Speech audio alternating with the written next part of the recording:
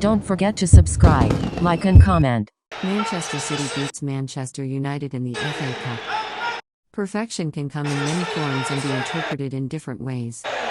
Manchester City has produced more polished performances under Pep Guardiola this season.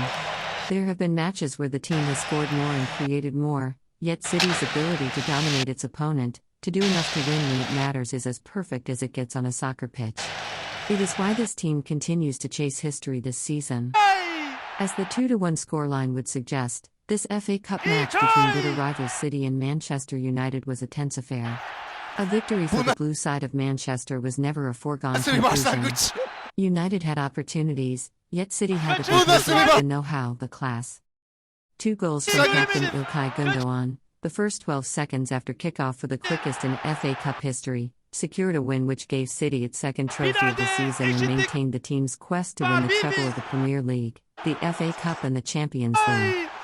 This Saturday Wembley, next Saturday Istanbul, where City could become only the second English club to win all 3 major trophies in a season if it overcomes Inter Milan in the Champions League final.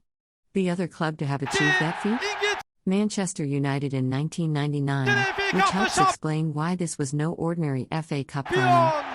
For a competition which has arguably lost its luster over the years, the plot lines woven into this match stirred this oldest of cup ties back to the forefront of English soccer, a first FA Cup final between these 2 city rivals, one looking to defend its legacy, the other knowing victory would be a defining one during an era in which it has dominated English soccer. Yet for all Pep Guardiola has achieved with City, the Premier League was wrapped up a few weeks ago for a 5th title in 6 seasons, and this was a second FA Cup, an 11th trophy overall. In his 7-year tenure, City has never won the Champions League. It is the trophy the club craves the most. Such is the caliber of the team assembled by Guardiola, it is the favorite to win in Istanbul. After defeat, United manager Erik ten Hag described Guardiola's team as the best in the world, and few would argue with that claim. Only Inter Milan can now stop City from sporting immortality, making this defeat for United and its fans an especially bitter one. Now we can talk about the treble, Guardiola told reporters after the match. Guardiola had said before the match that United was a dangerous opponent because the club's legacy was on the line. There were the achievements of the past to protect. Yet, while United was once the most ruthless accumulator of trophies in English soccer, dominating during those golden years under Alex Ferguson, this is the age of Guardiola's City. United still has global appeal, one which City does not yet match, and under manager Ten Hag the team has improved. It is now more consistent, qualifying for next season's Champions League and winning the League Cup earlier in the season. Though United only had 3 shots on target during the match, the Dutchman told reporters afterwards that he was happy with his side's performance, and that on another day we could have won this game. I only have one plan, that is to improve this club and improve this team, he added. I will fight for it. I have my ideas, but also, as I said, I have to work with my staff, my players, I have to be better next season. But the truth is United has much to do to be a match for a City team which has finished above it in the league for the last 10 years. Arguably, there is too much for Ten Hag to do to turn United into a team that could contend with City for the title next season.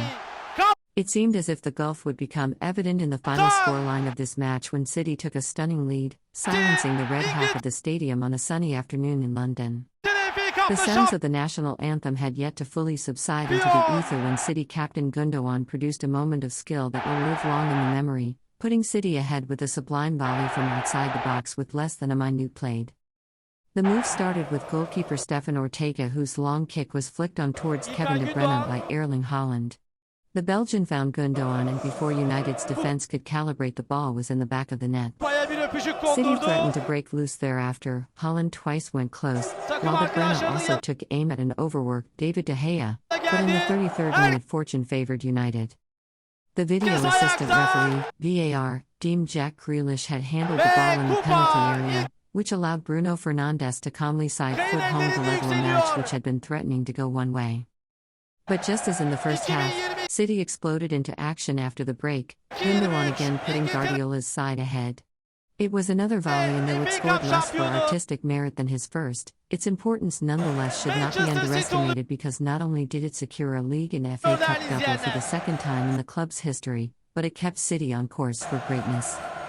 20 minutes later, Gundogan thought he had scored a hat-trick only for his goal to be ruled out for offside, but, in the end, it didn't matter. Don't forget to subscribe, like and comment.